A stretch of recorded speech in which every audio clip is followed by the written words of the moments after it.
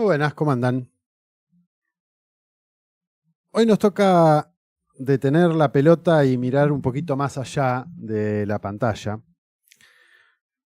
porque apenas terminó el Mundial, mientras no solamente aquí en las calles de la República Argentina y en otros lugares del mundo se festejaba lo adquirido, obtenido por la selección argentina, mientras había fiesta y alegría más allá de cuestiones puntuales que pasaron, de esa alegría colectiva histórica, se puso en marcha una de esas campañas de desprestigio masivo que lamentablemente muchos pueblos del sur global ya están acostumbrados a vivir. Nos tocó en carne propia lo que a diario padecen en la cobertura mediática occidental pueblos como los rusos, el chino, el iraní, el yemení o el mundo árabe en general, aunque se podría hablar de muchos otros.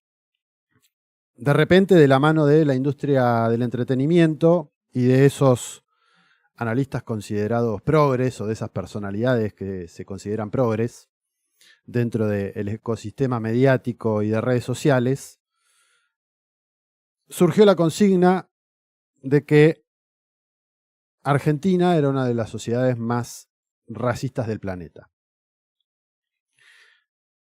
Palabras de un actor de Hollywood que, bueno, todos reconocen por emblemáticas películas, por ejemplo, Tiempos Violentos. Un hecho que cinéfilamente se podría incluso linkear con las insólitas palabras del mismísimo Pete Hetze, el secretario de Defensa o de Guerra de los Estados Unidos, cuando replicó un discurso oficial en el Pentágono con militares norteamericanos que se viralizó muy rápidamente, un Hetze que en aquel entonces, para aderezar sus intervenciones bélicas o sus justificaciones, echó mano de lo que fue o es un célebre discurso bíblico de Ezequiel 25:17, pronunciado por Samuel Jackson, inmortalizado en la película Pulp Fiction. Esa célebre obra de Quentin Tarantino, conocida por todos. Y qué paradójica narrativa, porque Tarantino, ese cineasta abiertamente volcado al proyecto sionista, ese que no dudó en sacarse fotos con las tropas sionistas en medio del genocidio en Gaza, sirviendo de libreto ideológico para las doctrinas de defensa norteamericanas. Pero analicemos la trastienda de este fenómeno. Apenas 7 días después, o poco más de 7 días después, de que los focos mediáticos del norte global señalaran con el dedo a la sociedad argentina, las fronteras del Mediterráneo volvieron a arder. Miles de seres humanos cruzando a nado o a salto de alambrados de púa en la ciudad autónoma de Ceuta. ¿Y cuál fue la respuesta ante este hecho del aparato comunicacional europeo u occidental? La misma de siempre. El pánico moral y el lenguaje de la deshumanización.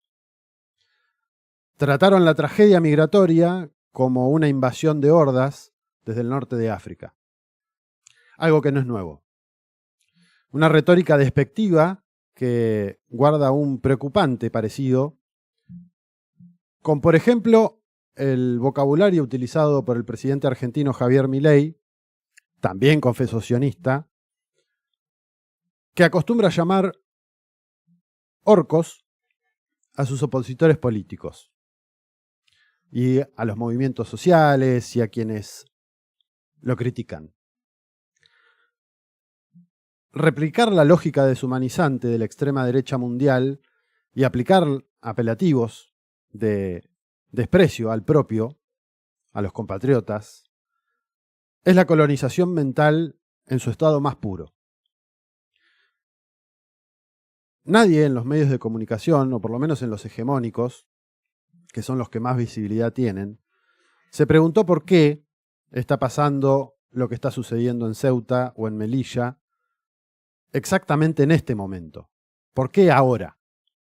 Nadie explicó, o por lo menos de lo que se vio, cuál es el trasfondo geopolítico de lo que sucede. Marruecos, ya lo hemos abordado, es un socio estratégico no solamente de Washington, sino de Tel Aviv. Y no se puede decir de otra manera, viendo las imágenes, que este abrió deliberadamente la canilla de la migración y promovió de alguna manera este movimiento masivo en las fronteras para chantajear al gobierno de Pedro Sánchez.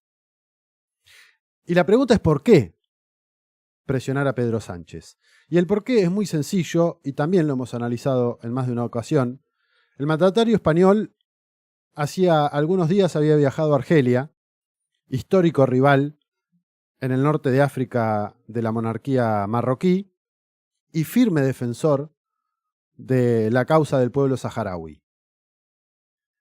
Y había viajado con el objetivo urgente de recomponer la compra de gas natural a ese país africano. Aquel gas que Argelia le había cortado a España cuando Madrid cedió ante Rabat en el litigio por el Sáhara Occidental hace algunos meses nada más. A esto también le podríamos sumar las enormes presiones diplomáticas que está sufriendo el gobierno español por, al menos públicamente, negarse o contradecir los designios de Donald Trump y de las presiones de la OTAN en general para aumentar el gasto militar, más allá de si después lo hace o no lo hace. E incluso por haber cuestionado la política de exterminio en Gaza realizada desde, bueno, vaya uno a saber cuándo, pero por lo menos desde hace 2 años para acá, de manera incremental, cada vez. 2 hechos que en apariencia no tienen conexión. Un debate viral sobre el fútbol argentino en el medio del Mundial y una crisis migratoria en la ciudad autónoma de Ceuta, que es parte de África, más allá de que pertenezca administrativamente a España. Y esto revela la mismísima lógica algorítmica y mediática, que es esa doble moralina o esa moralina occidental utilizada como un arma geopolítica. Un arma geopolítica de demonización. Frente a esa doble vara recurrente, se vuelve, por lo menos eso nos parecía, imprescindible rescatar el pensamiento de uno de los intelectuales que ya hemos citado en más de una ocasión, el maestro Enrique Dussel, ese filósofo argentino exiliado en México durante la dictadura, que es uno de los padres de la filosofía de la liberación. Dussel nos enseñó con absoluta claridad que el racismo no es un mero prejuicio individual, ni un exabrupto en redes sociales. El racismo es un pilar estructural e inherente de la modernidad como sistema mundo. Para Dussel, la modernidad no nació en el siglo XVII con el pienso luego existo del famoso filósofo René Descartes. La modernidad comenzó en 1492 con la invasión, la conquista, el saqueo y el sometimiento de nuestra América. Nació con la invención del concepto de raza para clasificar a los seres humanos entre quienes habitan el centro colonial, el espacio de la razón y del progreso, y quienes habitamos las periferias, esos espacios de la barbarie y de la explotación.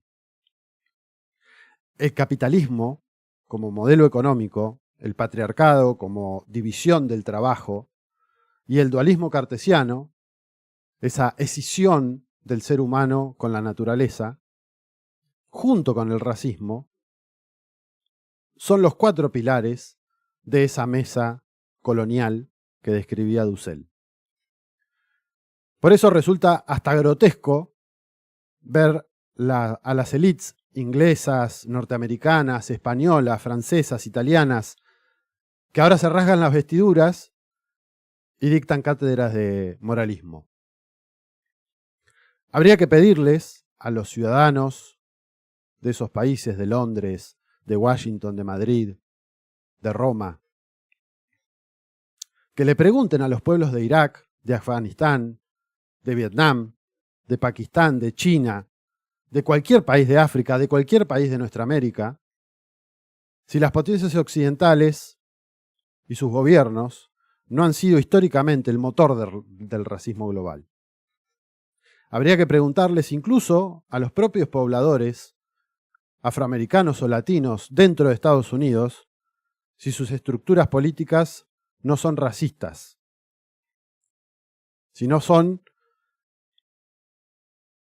ese pilar al margen de que hayan puesto en el escaparate institucional a figuras como Barack Obama o a Condoleezza Rice de secretaria de Estado. El racismo no se mide por el color de piel, se mide por el grado de colonización cultural de una sociedad.